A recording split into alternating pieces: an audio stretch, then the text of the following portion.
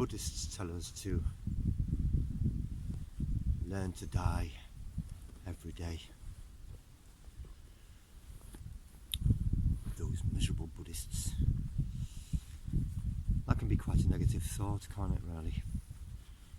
To have to think about death every day when you're trying to get on with life. Isn't life hard enough than to think about death every day? But then, I suppose it depends on your fellowship with death. We as livies fear death, the end of everything, no longer being possible pain on the way out, and then no more existence, never again to exist. And so it's something we fear. And we're instructed by our biology and our genetics and evolution to keep away from death. It's not a positive thing. But if you see death as a natural part of the process, it just is. And you learn to accept that this will happen to you. And you train that every day. The acceptance of death, the acceptance of a limited, finite time, without the burden of the mythology of death, the grim reaper, the end of things, all that kind of thing, but just simply the process stops at some point, or the process, as far as we know, or as we know it up to now, stops at some point, because we have no idea how the process continues, if at all, after death. And no one's ever been able to come back and tell us what happens after death. Some claim they have. I don't think the evidence is good enough at the moment. That would be useful if someone could come back and say, look, don't worry about it. It's all going to be okay. I think I mentioned in one video that Ram Dass had a spirit guide who said, Ram Dass, don't worry about death. Death's perfectly safe. And it is perfectly safe, because if there is nothing, you won't know, so it won't make any difference to you. Death only worries us now because we're alive to think about it, and we're alive to think about the implications of no longer being, and the possible pain that comes beforehand, the loss of everything. But if you observe it as a progression in a process, and you've already learned that you are maybe not what you think you are, this identity, but rather a piece of life being, and then at some point that piece of life either ceases to be or transitions to something else, then death becomes less fearful. And millions and billions of people have managed it before perfectly fine, and they all seem to be okay. And even more creatures of other species managed it perfectly fine, and they seem to be okay. And so we'll all manage it perfectly fine, and we'll all be okay. So it's not doting on death as a sad thing, you know, death, loss of life, no more this, no more that, all the people I miss, and so that's ego thinking. But rather death as part of the process of life, a transition, or a ceasing to be, is perfectly okay. It's acceptable. So when the Buddhists say, learn to die every day,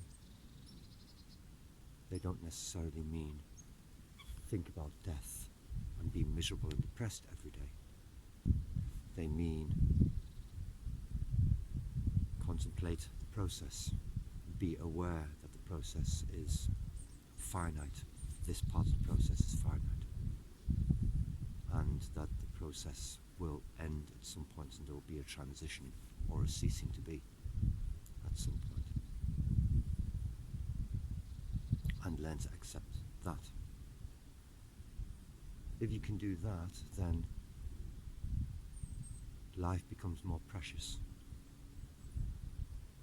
but not something to hang on to, precious, but to let go of, precious, to allow to be, to allow to flow, allow yourself to be in and of life without clinging onto it desperately, not wanting to go to death, kicking and screaming.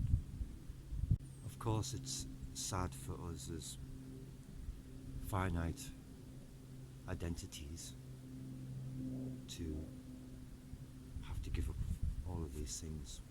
Life, your own body, your own personality that's been accumulated over the time here, friends, family, etc. Just simple things like leaves on trees, the sun hitting your face, to never have that again. But that's part of the process. You don't mourn over things you had in childhood, or you do sometimes, but not every day. But you don't mourn about the way you saw the world as a 5-year-old, or mourn over particular experiences you had when you were a child. You accept them as having been there and now having gone. And I suppose much in the same way, we will look back on life and accept that we were there and that it goes. This all sounds very cool, like I'm absolutely accepting of death. Of course I'm not. But I think it's worth training. I think it's worth keeping in mind. It's certainly worth keeping in mind, or rather better than going through your life assuming that it's not going to happen to you, which is what an awful lot of people do, I think. They push away the idea that this is finite and they are one day not going to be. They know it's not true. If you ask them, they'll say, yes, of course I'm going to die. But it's a myth somewhere in their brain.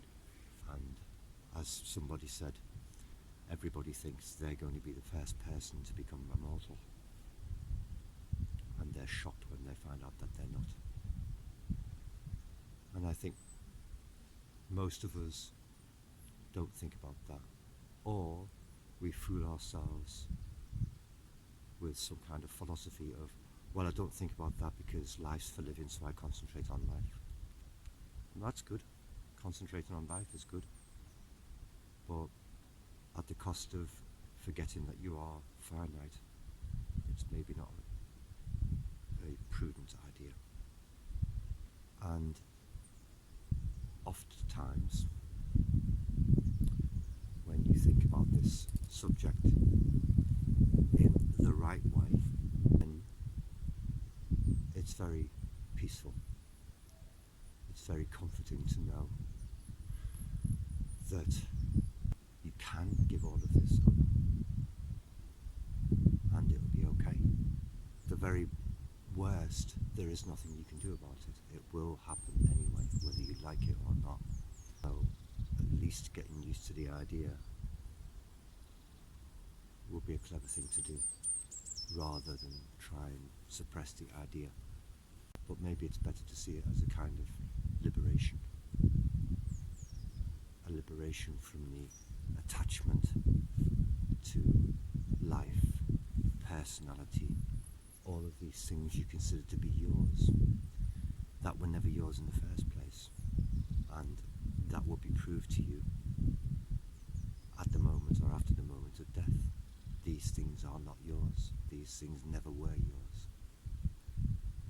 So I suppose the idea is to give them up now, or learn to give them up now, so that you can enter it free of any burdens, free of any attachments, free of any ideas that you're losing anything, because nothing you had was truly yours in the first place.